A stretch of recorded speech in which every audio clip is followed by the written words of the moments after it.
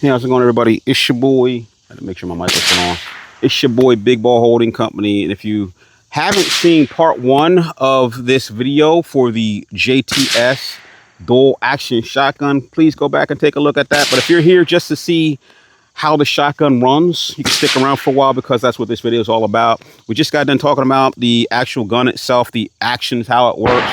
And then, you know, what I'm going to do after this is I'm going to do a quick tear down of the gun. So we're going to go on to the range now, put a couple rounds through it. I want to kind of show you how it functions in the different configurations in pump and in semi-automatic. And then what we're going to actually do is we're going to test to see whether or not this gun will run with the ammunition that I have. I do not have a variety of ammunition. I'm going to tell you, I was already kind of limited by what I could shoot because I only keep self-defense ammunition. Both of my shotguns will run this low pressure 1250 feet per second self-defense ammunition, buckshot.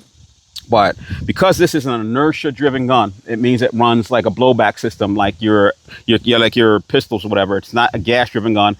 For instance, my Hotson is a gas driven gun. So not only does it have the inertia from the actual shot going off, it also has the gas that will actually help that gun cycle, right? And it feels like it's got a lot heavier spring in it. This gun is inertia driven, so it's blowback design. It's got a roller bolt in it. We'll check that out when I take the gun apart. And what happens is when you shoot the gun, it goes off from the inertia of the round getting kicked back, just like a pistol. It has a recoil spring in it, and it goes back in the battery.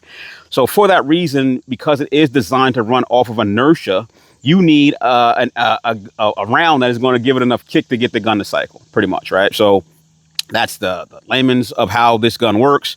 So they give you, I will give it to I give JTS this. They give you a good idea of what ammunition you should run in the manual, and I'll give you a quick understanding of that.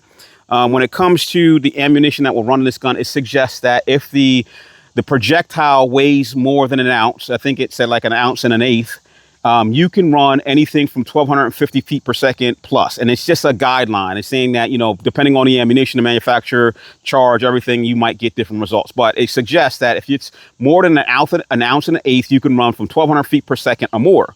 If it is 1 ounce or lower, you need to run ammunition that is 1300 feet per second or greater, right? So I already knew that I wasn't gonna get this thing to run in semi-automatic mode because these self-defense rounds are 9 pellet buckshot, which are about 1 ounce, so if it's at 1 ounce, it needs to be 1300 feet per second or greater, and they only run at 1200 feet per second. So I already knew that it wouldn't run in semi-automatic mode. And I found that out running about 25 or so rounds through the gun previously. I ran them through just to see, like I said, to break it in, figure out how the gun was going to work.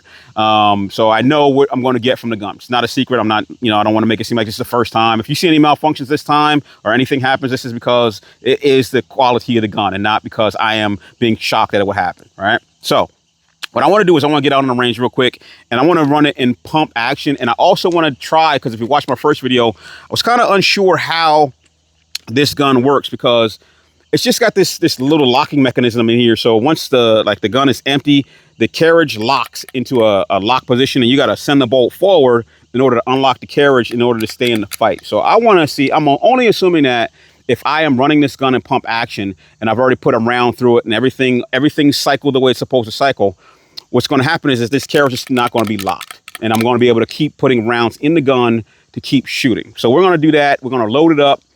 I'm going to run it in pump action, and I'm going to see if I can continue to put rounds. I'm going to put like 2 in the gun, and I'm going to see if I can continue to put rounds in the gun to see if I can get the gun to run while I'm in the fight, so to say. All right, so let's do that real quick. Let's move out to the line.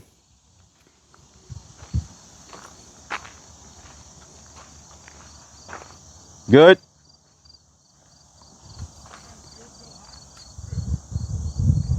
All right, sorry about the camera. In fact, let me see if I can fix that real quick. I put my ND filter on to see if I can get this. It is super bright. The sun's right behind me. Let's see if I can get that a little bit darker. See if I can get that to work a little bit more. Now I'm starting to get the reflection from the camera itself. So I'm going to have to go about right there. All right. So let me see if I can get, I don't know if it's going to do this if I do that. Nope, not going to get the brightness. Okay. So let's get 2 rounds in the gun. Got to go 1, 2. And like I said, once you get this gun loaded, it still won't run for you unless you do this little action right here, which is to release the carriage. So I'm going to put it in pump action mode real quick. It's now in a pump action mode. If you didn't see that, I'm gonna do it again on camera. It's a little lever right here, you twist it. Now it's in pump action mode. And again, to get this to run, I gotta do this. And what you'll see is when I do this, a round is gonna drop into the carriage. Watch this. See that? Round drop into the carriage. Gun is now ready to work in pump action. So we're gonna take a couple shots in pump action. I'm gonna take one, and then I'm gonna see if I can put another round in it without it locking up. Because like I said, there's this thing where when the gun is empty, everything kind of locks up on it. So put these away. We're gonna take some shots. Give me a second. Get these rounds out of my way. All right, here we go. Put it right there. Ready? So here we go. Gun is ready to rock.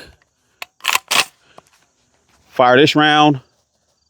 I'm gonna just shoot at dirt because at the end of the day, we don't have any targets out.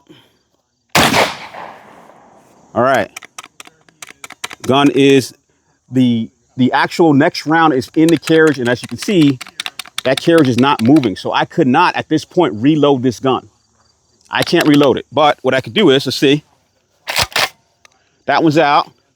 Now I can reload the gun. And that makes sense. I'm not used to that because at the end of the day, like I said, my gun doesn't reload until the gun cycles. And then that round is not sitting in the bottom of the receiver. It is actually in the chamber. This gun has a round ready in the bottom of the receiver, which makes it impossible for you to do a reload while the gun is like still not pumped, if the action hasn't been run. So we're gonna run it again.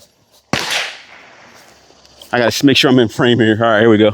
I'm running it again. I'm gonna shoot at dirt. All right. Goes out. I am now taking the time while I'm checking my surroundings. I'm reloading my gun. Now I'm back on it. Can I run it all the way out now? Okay.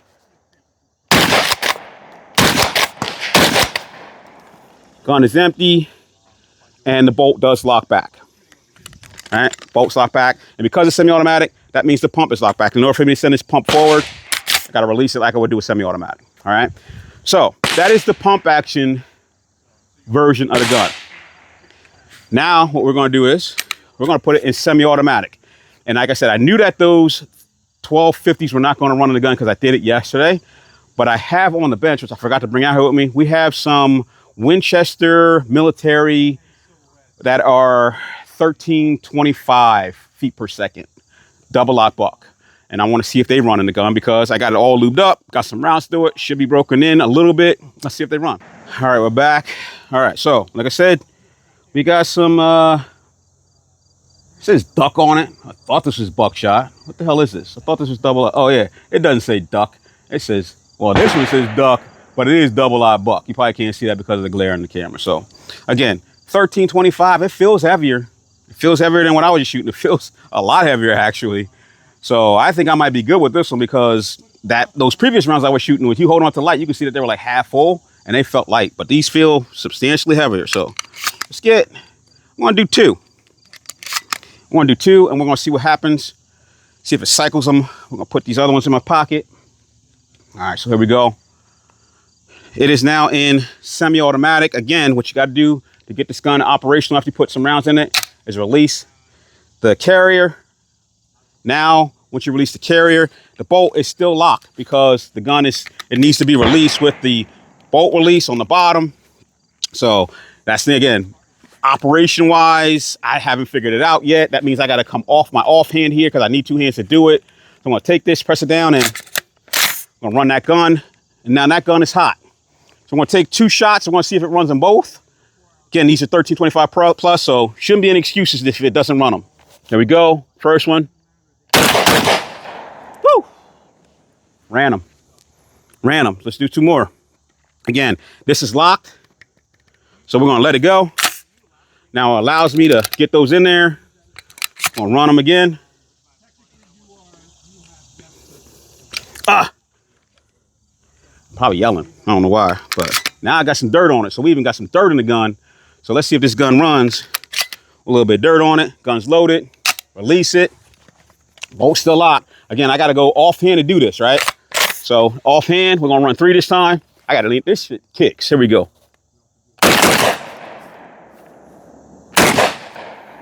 And that was me. That second round pushed me off my X. I was like, Second round was like boom, boom. And I was like, hold on. I just really lost my train of thought. So I didn't pull the trigger the third time. It wasn't the gun. The gun did not fail. So it will run them. Yeah, man. So far, so good.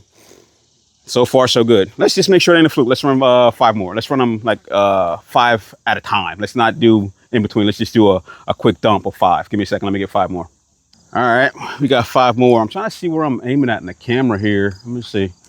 I guess over here, this dirt mound right here, toward the end. What I'll do is, you know what, I'll do this. I'll turn this a little bit like this so you can actually see the impacts and give you a little bit more visual of what I'm shooting at. Okay. I'm only shooting at dirt. I didn't, yeah, got to send the bolt forward. All right. Now you can load them up. That's the thing about working with gloves. I was mentioning I mentioned in my first video, when you're working with gloves and you're trying to load the gun, which is probably a perfect time to show you this, because I'm working with gloves, I'm trying to push rounds in here. There's inevitably either your finger or the glove is going to get caught between the carrier and the round that you just pushed in. So in order to prevent that from happening, or maybe to have like maybe a faster reload, what you can do is, I got to do this offhand because again, I'm not used to this gun. You got to push that carrier out of the way, and then you push the manual lock right here, and now it holds it out of the way. So now, I dropped another one. Now the round will, or your finger won't get caught. Try to push shells in. Makes sense, right? And now all you gotta do is do that, releases it, and then to get that round in the chamber, or get that gun to start working, again, press this right here, little release right here, and now the gun's good to go. And again, I know it's repetitive, I got to offhand release with this release here on the bottom, because I don't know how I could do it with this hand. Like it doesn't, like I could do it like this, right? Doesn't make sense. I just don't like it. That's one thing, because I got to come offhand, I got to go like this, and I got to do something like this in order to get that to rack, and I don't like it. So, but we got one in, gun is hot. Let's run them. All right, here we go. This is my bad shoulder too, damn. In the dirt in the middle. Woo, let's get on it. There we go. It runs. It runs. It's empty. All right, man. I think, and I will say this, these sights are on the money. Don't know if I need an optic right now, but this ghost ring sight is definitely on the money. Where I'm aiming, it is putting these rounds. I know I'm really close. I don't think it has a choke in it right now. It has something in there. I don't know if that's a choke. It has something in there, but I don't know if it's a choke, because it also seems that those pellets are a really tight group. It's like they're all hitting right really, really tight. And I'm not that far away. I'm like maybe 15 yards away. So let's get it back to the table. Let's do a quick takedown on it, walk through that, and then close this gun out. In fact, you know what I'm gonna do? I'm gonna close this gun out because I'm already probably like 13 minutes in. We'll take it back to the table and do a quick takedown, and then we'll end out the series. All right, talk to you later. Peace. Gunman, baby.